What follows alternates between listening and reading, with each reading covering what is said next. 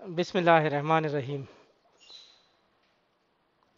आज हम सैम्पलिंग में probability and non probability sampling के बारे में पढ़ेंगे, जिसमें हम दोनों जो टाइप्स हैं बुनियादी तौर पे सैम्पलिंग को जो डिवाइड किया गया है कि प्रोबेबिलिटी सैम्पलिंग कौन सी होती है और नॉन प्रोबेबिलिटी सैम्पलिंग कौन सी होती है। तो उसके सब टाइप्स आपको स्क्रीन पे नज़र आ रहे हैं। बेसिकली ये जो हमारे पास सैम्पलिंग होती है ये इन दो जो है टाइप्स में डिवाइड की गई है, प्रोबेबिलिटी एंड नॉन प्रोबेबिलिटी। फिर प्रोबेबिलिटी में हमारे पास जो है वो सिस्टमैटिक, क्लस्टर, स्ट्रेटिफाइड रैंडम और सैंपल रैंडम सैम्पलिंग आती है। जबकि नॉन प्रोबेबिलिटी में हमारे पास network, purposive, quota and convenience sampling के साथ कंजेक्टिव सैम्पलिंग भी आती है। तो हम वन बाय वन इसको पढ़ लेते हैं। जो प्रोबेबिलिटी सैम्पलिंग है इसका मतलब क्या है? देखिए, हमने कॉन्सेप्ट ऑफ रेंडमाइजेशन पढ़ लिया लास्ट लेक्चर में, और रेंडमाइजेशन में हमने पढ़ा था कि हर एक जो पॉपुलेशन का पार्ट होता है, हर element of the population should get equal chance of selection into the sample. कि पॉपुलेशन का चाहे कोई भी एलिमेंट हो, कोई भी इंडिविजुअल हो, तो उसको सैंपल में एज अ पार्ट सेलेक्ट होने का चांस मिले। अब लाजमी नहीं कि वो सेलेक्ट हो, लेकिन वो इस क्राइटेरिया से, सिलेक्शन क्राइटेरिया से स्क्रूटनाइज होके गुजरे, मतलब चांस उनको मिले कि उनको स्क्रूटनाइज किया जाए। अगर वो हो जाता है रेंडमाइजेशन के प्रोसेस के थ्रू सेलेक्ट, तो वो बाकायदा सैंपल का पार्ट बन जाता है। इसी तरीके से प्रोबेबिलिटी सैम्पलिंग भी हमें बताती है कि it is a method of sampling that utilises some form of random selection. कि ये एक सैम्पलिंग का तरीका है जिसमें रैंडम सिलेक्शन के तरीक़ाकार को इस्तेमाल किया जाता है। और इस रैंडम सिलेक्शन के लिए you must set up some process or procedure that assure the different unit in your population have equal probabilities of being chosen। कि जो भी हमारे पॉपुलेशन में जो डिफरेंट यूनिट होते हैं उनको इक्वल प्रोबेबिलिटीज के बेस पे चूज करने का राइट मिले। मतलब यह है कि जब मैंने बताया कि पॉपुलेशन के जो यूनिट्स होते हैं तो उनमें सिलेक्शन की प्रोबेबिलिटी इक्वल हो, चांस सबको मिले, और फिर उस प्रोबेबिलिटी के हिसाब से जो है ना वो फर्दर उसमें सेलेक्ट हो सके। तो ये हमारे पास प्रोबेबिलिटी सैम्पलिंग कहलाता है। प्रोबेबिलिटी की डेफिनेशन भी आपको पता है कि it is basically the chance of occurrence को हम जो है वो प्रोबेबिलिटी कहते हैं। सो रेंडमाइजेशन में भी जब हम बात करते हैं प्रोबेबिलिटी सैम्पलिंग के अंदर रेंडमाइजेशन की, तो प्रोबेबिलिटी सैम्पलिंग हमें अल्टीमेटली बताता है कि कुछ जो है वो चांस ऑफ अकरेंस उसमें होगी, कुछ ना कुछ ऐसा होगा इंक्लूजन क्राइटेरिया के बेस पे कि वो सैंपल का पार्ट बन सके।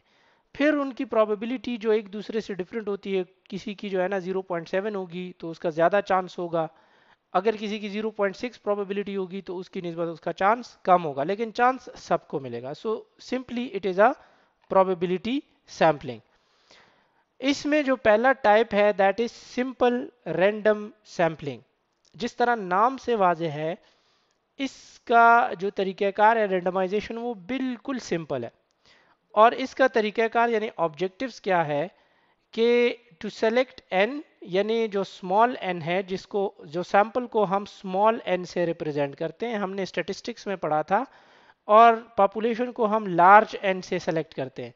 तो जब हमने सैंपल को चूज करना है पॉपुलेशन में से, out of the unit of population, तो हमें जो है हर पॉपुलेशन के यूनिट को इक्वल चांस देना पड़ेगा ऑफ बीइंग सेलेक्टेड।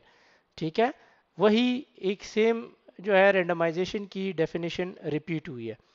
इसका प्रोसीजर ये होगा कि फॉर एग्जांपल हमने एक टेबल बना लिया रैंडम नंबर का, या कंप्यूटर पे रैंडम नंबर जनरेट कर दिए, या कोई मैकेनिकल डिवाइस इस्तेमाल की, जैसे आप लॉटरी के लिए फॉर एग्जांपल एक बॉक्स में बहुत सारे नाम चिट्स पे लिख के रख लेते हो उसको बंद करके, और फिर जो है उसको मिक्स करके कोई भी रैंडमली एक चिट उठा लें, तो उसमें हमारे पास देखें, अगर हमारे पास 1000 लोगों के नाम हैं और उस 1000 लोगों में से हमने 50 लोगों की लॉटरी निकालनी है, तो देखें 1000 लोगों के नाम लिख के उस बॉक्स में डालें, उसमें से सिर्फ 50 निकाले, चांस सबको मिला कि वो सेलेक्ट हो सके।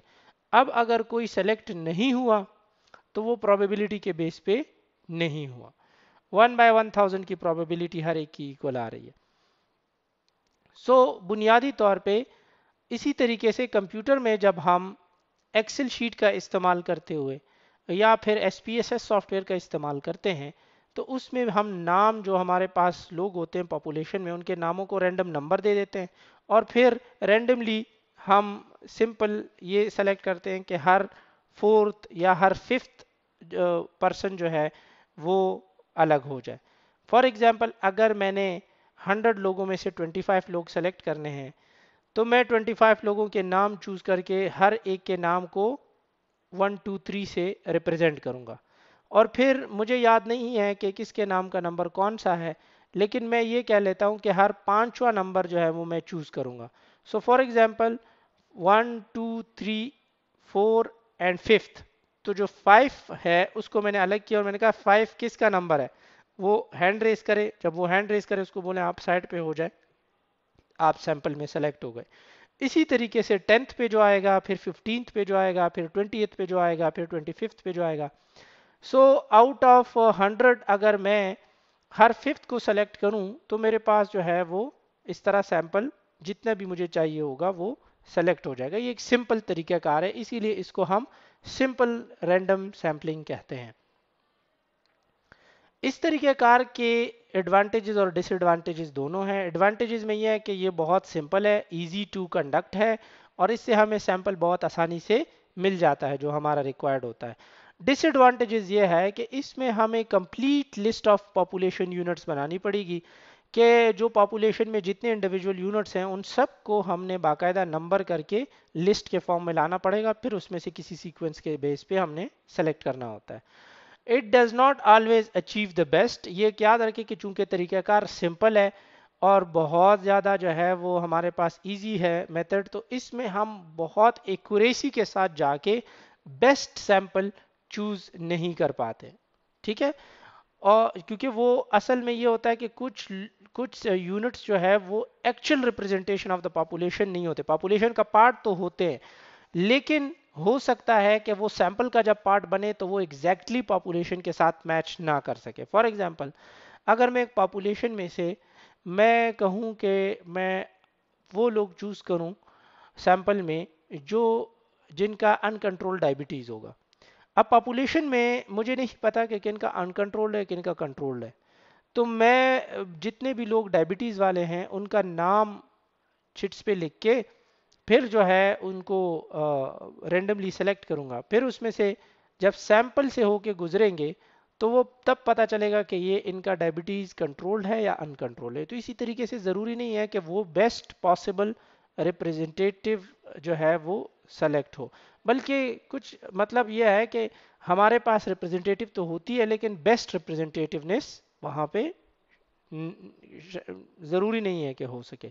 इसी तरीके से यूनिट्स में भी स्कैटर्ड, जो हमारे पास पॉपुलेशन के यूनिट्स हैं वो स्कैटर्ड हों, यानी सेग्रीगेटेड या बहुत ज़्यादा कन्फाइंड नहीं हो। वो उनको कलेक्ट करने में, उनको कंबाइन करने में, इनको एक साथ गैदर करने में हमें थोड़ी सी डिफ़िकल्टी हो सकती है।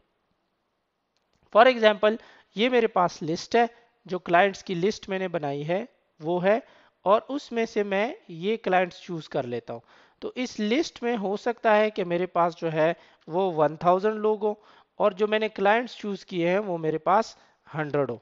ठीक है, इस तरीके से हम सिंपल रैंडम सैंपल चूज करते हैं के क्राइटेरिया पे।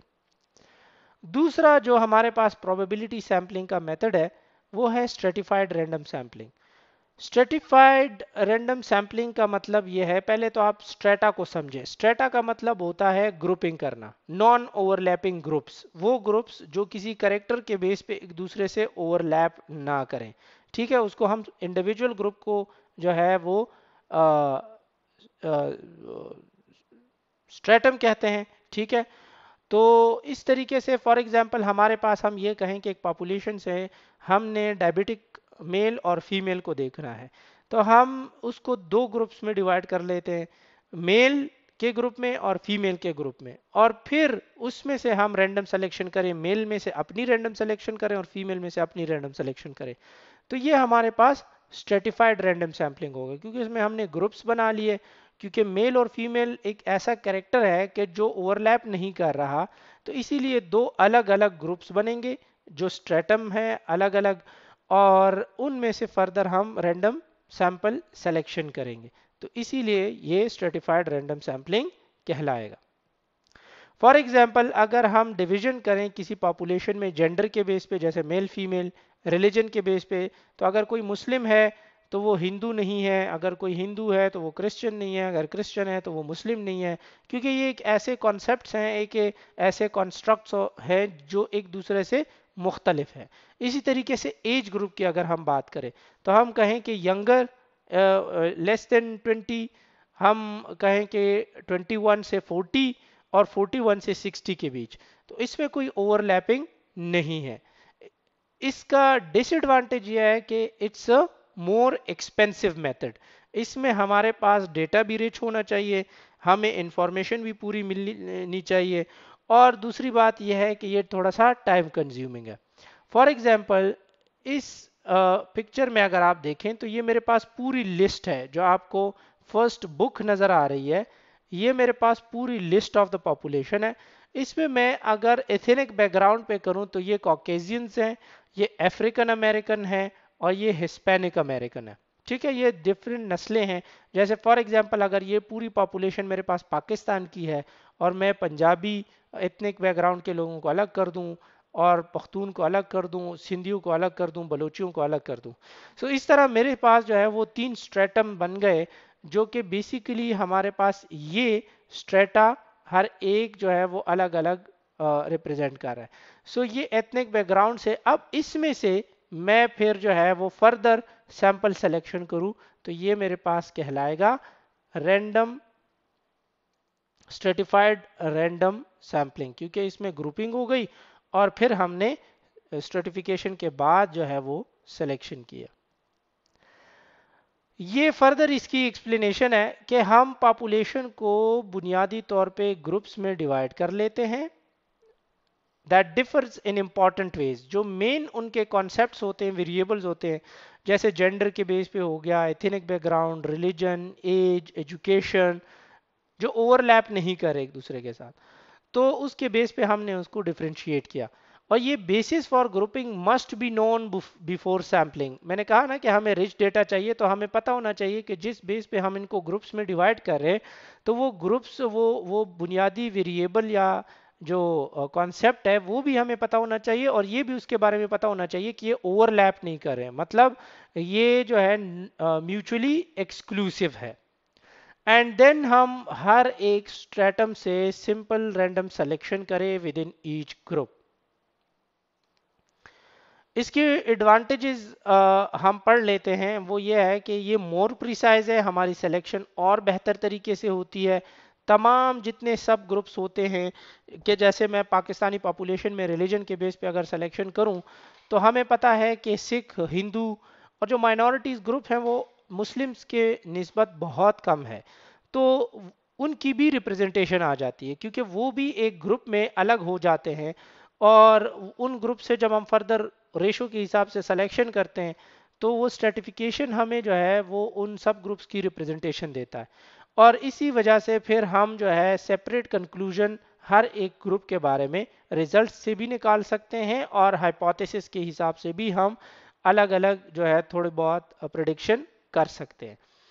डिसएडवांटेजेस में जहां तक बात आती है, तो लॉस ऑफ प्रिसीजन होती है if small number sampled in individual strata.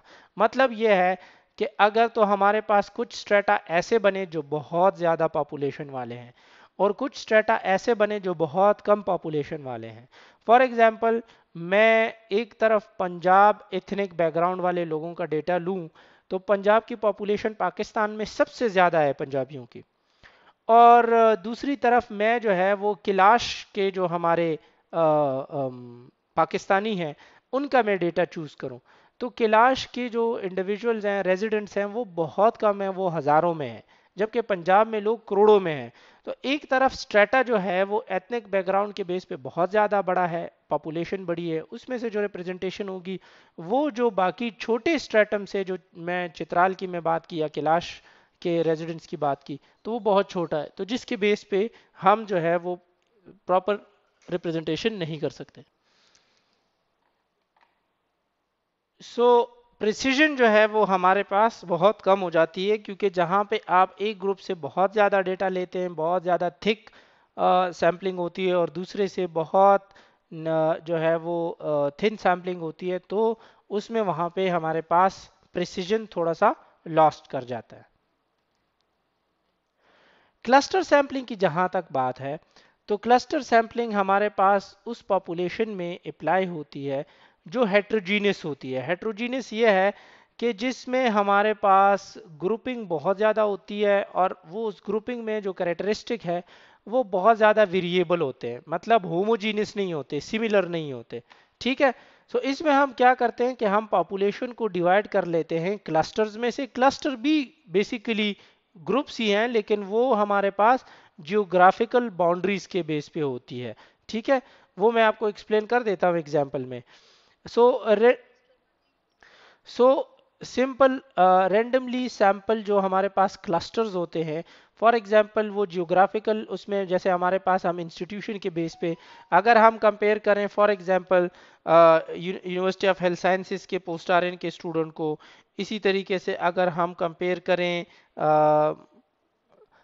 Khyber medical university के स्टूडेंट्स को, इसी तरीके से अगर हम डाउ यूनिवर्सिटी के स्टूडेंट्स को कंपेयर करें, सो ये बुनियादी तौर पे हमारे पास इंस्टीट्यूशंस के बेस पे जो है वो क्लस्टरिंग होगी, या हम मेडिकल कॉलेजेस, नर्सिंग स्कूल्स, इसके बेस पे जो है हम इनकी क्लस्टर्स या ग्रुप्स बनाएं, तो वो हमारे पास इंस्टीट्यूशनल या जियोग्राफिकल बाउंड्रीज के बेस पे उनके, और इसमें हेट्रोजीनिटी वो अपने एंड पे होती है। हेट्रोजेनिटी मतलब यह है कि किसी की क्वालिटी लो होगी, किसी की हाई होगी, किसी में सेमेस्टर सिस्टम होगा, किसी में एनुअल होगा, इस तरीके से बहुत सारे और चीज़ें हैं, कोई पब्लिक यूनिवर्सिटी होगी, कोई प्राइवेट यूनिवर्सिटी होगी। पहले हम क्या करते हैं कि रैंडम सिलेक्शन करते हैं, जो हमारे पास इंस्टीट्यूशंस होते हैं जैसे मेडिकल कॉलेज या स्कूल्स वगैरह हो गए, और फिर जो है then draw a sample of student from each institution और स्कूल। जो भी हमारे पास इंस्टीट्यूशंस होते हैं उसमें हम स्टूडेंट को फर्दर, बुनियादी तौर पे जो लास्ट हमने स्ट्रेटिफाइड रैंडम सैम्पलिंग पढ़ा था और क्लस्टर सैम्पलिंग पढ़ा था, इसमें आपने कंफ्यूज इसलिए नहीं होना कि स्ट्रेटिफाइड में हम जो है वो आ, वो भी, उसमें भी कैरेक्टरिस्टिक हेट्रोजीनियस होते हैं, लेकिन इसमें ये है कि वो नॉन ओवरलैपिंग होती है। फॉर एग्जांपल मेल और फीमेल, ये एक ऐसा कैरेक्टरिस्टिक है कि अगर कोई मेल होगा तो वो फीमेल नहीं, और अगर कोई फीमेल है तो वो मेल नहीं होगा।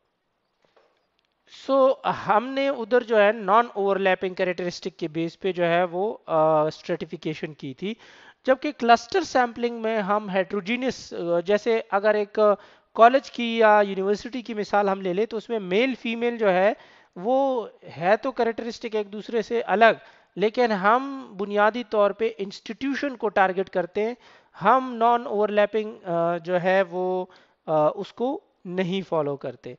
फॉर एग्जांपल एक यूनिवर्सिटी में मेल भी होंगे, फीमेल भी होंगे, अगर उनका हम डेटा ले रहे हैं तो उसमें हम स्ट्रेटिफिकेशन भी बेशक कर सकते हैं, इंस्टीट्यूशन में भी हम स्ट्रेटिफिकेशन कर सकते हैं। अगर मैंने पब्लिक और प्राइवेट यूनिवर्सिटीज़ लेनी है तो पब्लिक यूनिवर्सिटीज़ की अलग लिस्ट बनाऊंगा, प्राइवेट की अलग बनाऊंगा, और उनमें से फिर फर्दर सेलेक्ट करूंगा, वो मेरे पास स्ट्रेटिफिकेशन होगी। लेकिन अगर मैं फिर एक इंस्टीट्यूशन को जियोग्राफिकल बाउंड्रीज के बेस पे टारगेट करके उसमें से जो है वो हेट्रोजीनियस करेक्टर्स के बेस पे सैंपल सेलेक्ट करूंगा, तो वो मेरे पास क्लस्टर सैंपलिंग में आएगा। फॉर एग्जांपल ये आप मैप देख रहे हैं, ये अमेरिका का मैप है, तो अमेरिका के इस मैप में हमारे पास बहुत सारे स्टेट्स, या आप समझ सकते हैं कि सूबे नजर आ रहे हैं। सो इसमें अगर जियोग्राफिकल लोकेशन के बेस पे मैं कहूँ कि मैंने ये वाले सूबे जो है वो चूज करने हैं और मैंने इनसे सैंपल सेलेक्ट करना है, तो ये मेरे पास क्लस्टर सैम्पलिंग होगा। देखें ये जहाँ जहाँ एरो है, फॉर एग्जांपल इस एक स्टेट को, तो टोटल आउट ऑफ समझे 52 स्टेट में अगर मैं जो है 12 स्टेट्स को सेलेक्ट करूं तो ये क्लस्टर सैम्पलिंग में मेरे पास आएगा और हर क्लस्टर से फिर हम फर्दर सैम्पलिंग करेंगे। ये भी एक रेंडमाइजेशन का तरीका है, प्रोबेबिलिटी सैम्पलिंग का मेथड है।